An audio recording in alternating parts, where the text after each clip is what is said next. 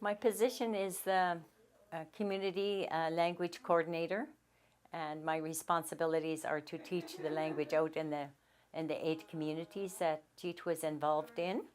And so I develop the curriculum that I need to go out and teach. So it's words, phrases, talking to each other, and having, most of all, having fun.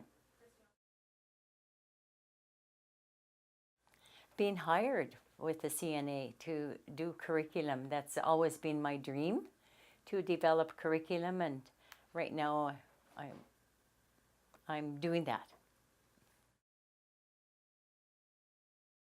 You know, from the start, it was a small organization, and it's really grown really quite rapidly.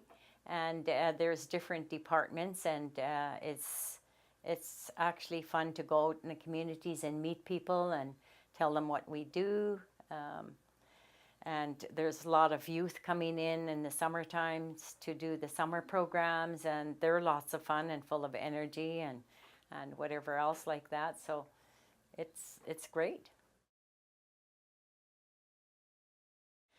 Well, for sure, an office building where we're all together, maybe a brand new built building, so that we're all together. And right now we're in 2 offices, and we need space.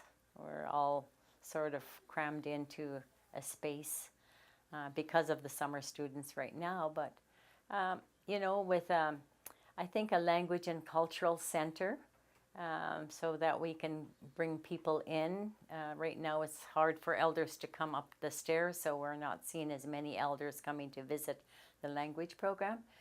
But you know, a language and culture center where they can do things and make things and all of those kind of neat things that right now we're doing out in the communities. Of course, I think that, you know, like I really didn't know Mary, for example, in the language program, and I got to know her. She's you know, a long-time teacher like I am, and she also has a master's degree, and I do. So I think that, you know, the staff that are hired here have a lot of expertise, and I don't know, I'm not friends with all of them, but I mean, you know, I'm gradually getting to know everyone, and I enjoy the youth that are coming in at summertime because they see things from a different perspective. It's a very, I would think it's a very courageous perspective that they come in from, and it's different way they see things, and it sort of wakes up an old person like me to think differently, because the young people see things a little differently than an old dog, I guess, a war dog.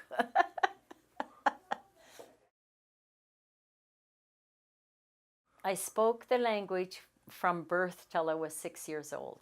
So the Nlaka'pamux language, was fluent in the Nlaka'pamux language, and then I went to residential school for 12 years and lost a lot of the language. And then actually, Jack Miller, Sharon Linley, and I developed a company.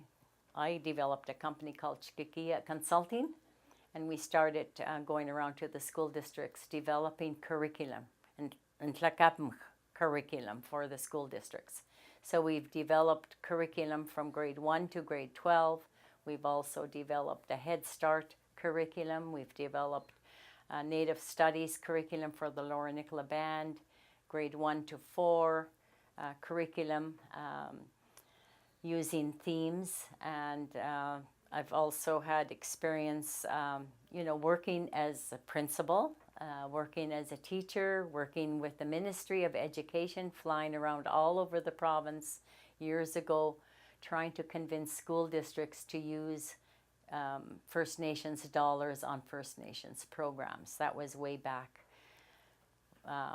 in the 70s or whatever it was. I don't know when it was, 2000s, I guess.